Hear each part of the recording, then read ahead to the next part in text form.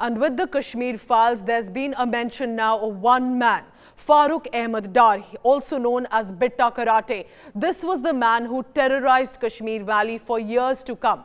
He earned the name Bitta Karate, but remember, he also accepted on camera that he killed the Hindus and would even kill his mother if he was ordered to. The question is, what role did Bitta Karate play? And this coming in from our special archives of India Today of 1990 Kashmir, the face that terrorized Kashmir. अगर वो कहता अपनी माँ को जान से मार डालो। These words by terrorist Bitta Karate became the face of terrorism in Kashmir. Kashmiri Pandits. Farooq Ahmed Dar, commonly known as Bitta Karate, a local nickname and a suffix for the brown belt he had in the judo karate sport. But soon, by unleashing terror, he gained prominence in Pakistan-backed militant ranks. Bitta Karate was one of the first batch of local boys to cross over to Pakistan and receive training to use weapons. Their mission? To separate Kashmir from India.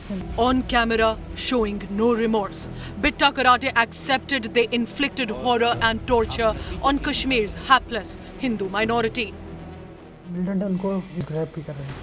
In 1990, the Border Security Force arrested Bitta Karate. Under the Public Safety Act, he was sent to prison. The charges against him were of murder and other grievous offences. And yet, 16 years later in 2006, Bitta Karate was released.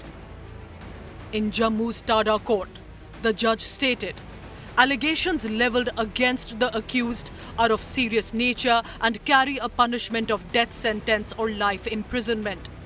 But the prosecution has shown total disinterest in arguing the case, and therefore Bitta was released.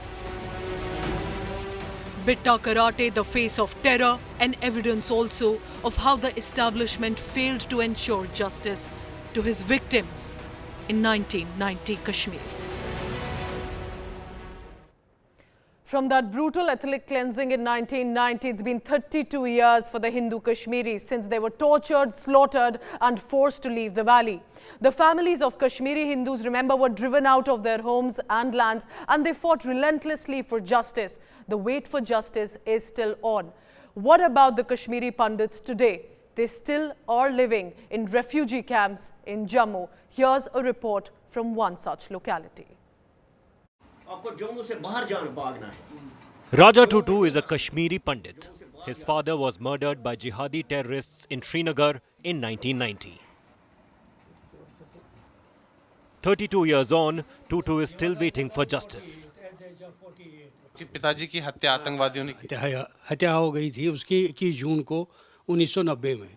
32 वर्ष बीत चुके हैं, इंसाफ मिला है?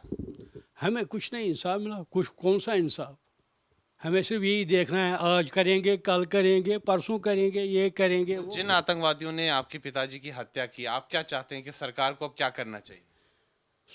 इस वक्त Yasin Malik Tihar jail में बांधी है ना, उसको खत्म करना चाहिए। ये नहीं शोमिट नहीं करनी होती है। 8 वर्ष बीत चुके हैं मोदी सरकार को, 8वां वर्ष अब शुरू हो गया है, तो क्या कहेंगे आप प्रधानमंत्री जी को? कभी यहाँ आए थे शरणार्थी शिविरों में? नहीं जी, आपने मुझसे पहले भी पूछा था, मैंने बोला अगर वो एक बार आएंगे तब सबको तसल्ली हो जाएगी। Tutus is not the only family that suffered the horrors of violence. In this refugee colony in Jammu, there are hundreds of Hindu Kashmiris who had to rebuild their life from scratch after fleeing the valley in 1990. These narrow lanes are a stark contrast to the valley's mountains and cool breeze, where they lived until their lives were abruptly and brutally uprooted.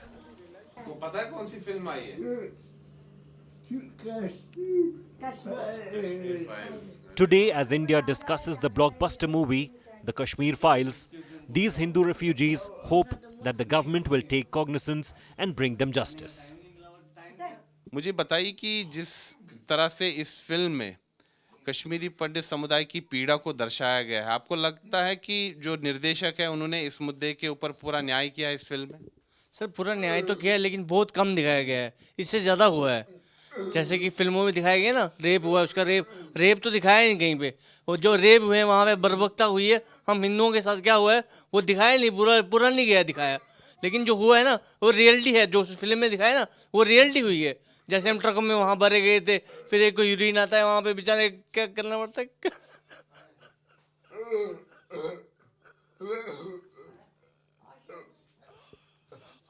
हम ये सोच नहीं सकते कि हमारे साथ हुआ क्या है। तो अभी अब क्या चाहते हैं सरकार से? अब हम चाहते हैं सरकार को कोई कुछ फैसला ले जाओ, मगर वहाँ पर जाने का मसला नहीं है। अच्छा, जिन लोगों ने कश्मीरी पंडित समुदाय के लोगों की हत्याएं की, लोग कहते हैं उनको आज तक कोई सजा नहीं मिल पाई। आप क्या चाहते हैं कि सरकार को क्या करना है? ना उनको न्याय देना है, उनको देना है न्याय कुछ न कुछ। हाँ, उनके साथ कोई कुछ हुआ ही नहीं, कुछ आज तक नाम ही नहीं लिया किसी ने। आपको लगता है अब इससे देश में अवेयरनेस आएगी, जागरूकता आएगी? हमें भी इतना पता नहीं था कि इतना हो रहा था, क्योंकि अंदर अंदर से क्या पता चलता है। मगर जो हम देख रहे हैं पिक्चरों में या सुन रहे हैं, हम सोचते हैं कि इतना हुआ है, तो हमें इतना पता नहीं है जो हमें ऊपर ऊपर से पता। मैं ये भी बोलती हूँ जिनको मारा है उन विचारों को, उन जो उनके अपने क्लोज हैं उन पर क्या बीती है। तो अभी क्या चाहते हैं आप? इंसाफ हो? इंसाफ, और क्या, उनको मारो और हमारा फैसला करो हमें क्या करना है। 3 generations of Hindu refugees living in forced exile, still awaiting rehabilitation. Children and families away from the land of ancestors, struggling to retain their unique identity.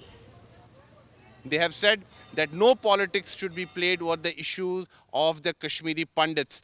The government must show some seriousness about their problems, about their plight, and it's the Prime Minister who has to take a lead in this. That's what the people are saying here.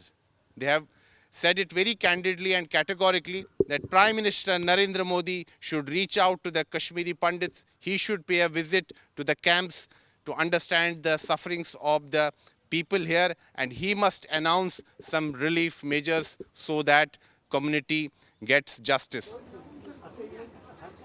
With Sunilji Bhatt in Jammu, Bureau Report, India Today.